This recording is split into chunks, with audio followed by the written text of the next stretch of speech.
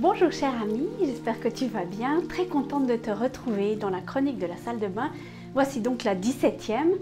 Et aujourd'hui, j'aimerais te poser une question. Est-ce que tu connais la légende des Amazones? Les Amazones, elles font partie de la mythologie grecque.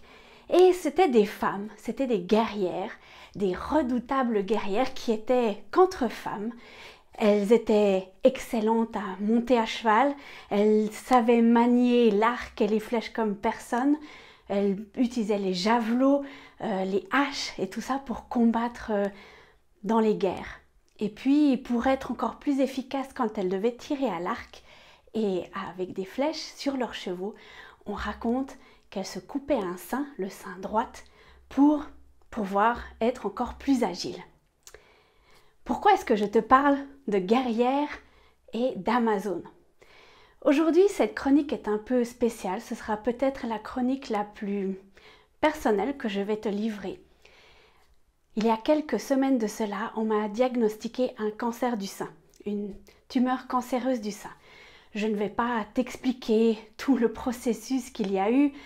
J'ai été très bien prise en charge. Je suis encore en traitement pendant plusieurs mois.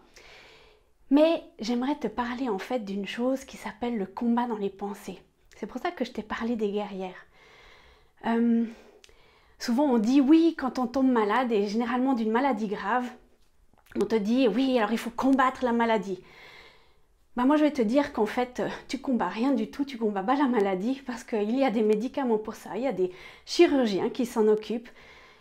En fait le vrai combat, c'est le combat dans tes pensées.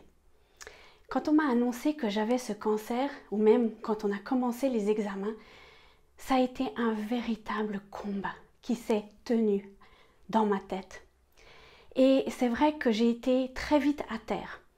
Quand j'ai commencé à en parler tout de suite, on a commencé à m'envoyer des versets que la paix qui surpasse toute intelligence, la paix de Dieu t'accompagne. Et des tas de choses comme ça, eh bien, laisse-moi te dire que la paix, je ne l'avais pas du tout. Et je me disais, mais est-ce que je vais la ressentir une fois? Et j'ai assez vite compris qu'en fait, c'était là le vrai combat. C'était là le vrai combat et que la paix que Dieu te donne, tu dois aller la chercher. Et tu dois vraiment faire en sorte de la trouver. Il va te la donner, Dieu. De toute façon, il va te la trouver. Mais il faut aller la chercher. Et voilà comment je m'y suis prise. Je me suis mis en mode guerrière. C'est-à-dire que j'ai commencé, au lieu de me laisser aller et sur mon canapé en train de dire Seigneur Jésus, s'il te plaît, donne-moi ta paix, j'ai commencé à lire beaucoup ma Bible. J'ai écouté des chants de louange. J'ai cherché qu'est-ce que ça voulait dire avoir la paix de Dieu. J'ai cherché comment il fallait faire. Et assez vite, je suis tombée sur Éphésiens 6. Éphésiens 6, c'est là où Dieu dit « Revêtez-vous de l'armure que je vous ai donnée ». Alors tu peux aller regarder tout, il y a le bouclier, le casque, l'épée de la parole. Et puis moi, il y en a deux en fait qui m'ont particulièrement aidée. C'est la ceinture de la vérité et les chaussures de la paix.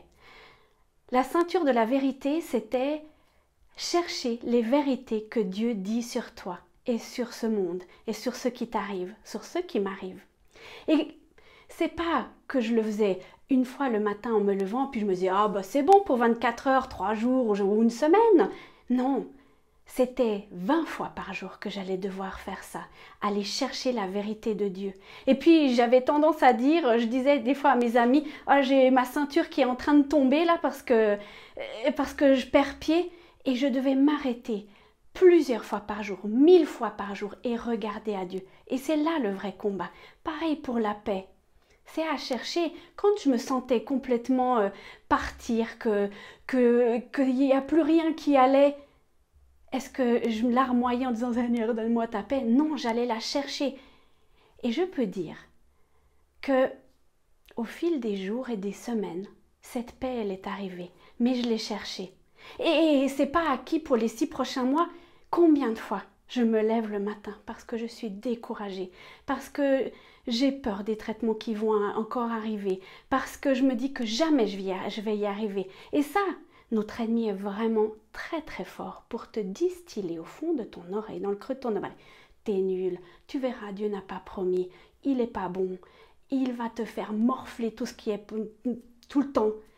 J'ai dû lutter là contre et combien de fois j'ai dû vraiment me battre contre ces pensées et c'est là où c'est le combat dans les pensées. Alors laisse-moi te dire une chose. Je ne sais pas quelle difficulté tu es en train de traverser. On en a tous. Hein. Et moi, j'ai cette maladie en ce moment.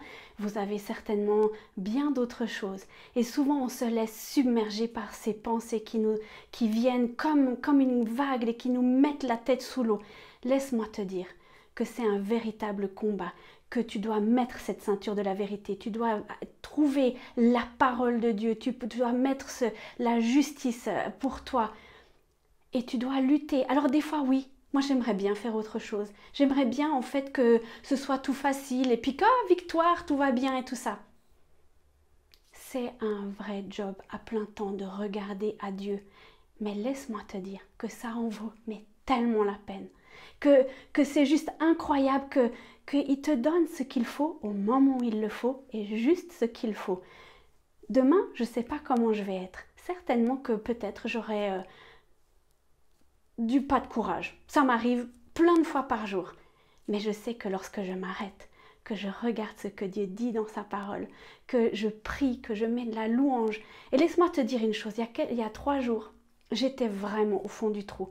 Et j'étais en train de conduire et je me suis dit, bon, je vais mettre de la louange et je vais quand même chanter.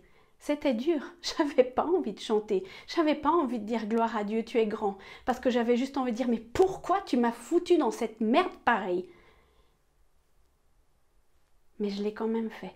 Et laisse-moi te dire qu'à la fin, j'étais apaisée et calme. Ça m'a demandé un effort, vraiment. Mais c'est important de chercher ça. Alors, cher ami, j'aimerais t'encourager dans n'importe quel combat que tu es en train de traverser maintenant. Arme-toi, prépare-toi, combat et Dieu le fera aussi avec toi. Et il le fera 1000 fois plus que toi. Mais ton job à toi, c'est d'aller chercher ça. Je ne sais pas s'il y aura d'autres chroniques de la salle de bain dans les prochains mois. Il est vrai que je ne sais pas quelle apparence je vais avoir, mais j'ai déjà une petite idée quand même pour faire autrement. Alors j'espère te retrouver très bientôt. D'ici là, je te souhaite une bonne semaine. Ne te coupe pas en ça pour faire comme les Amazones, mais arme-toi dans le combat pour combattre tes pensées. Je te souhaite une belle semaine et à bientôt.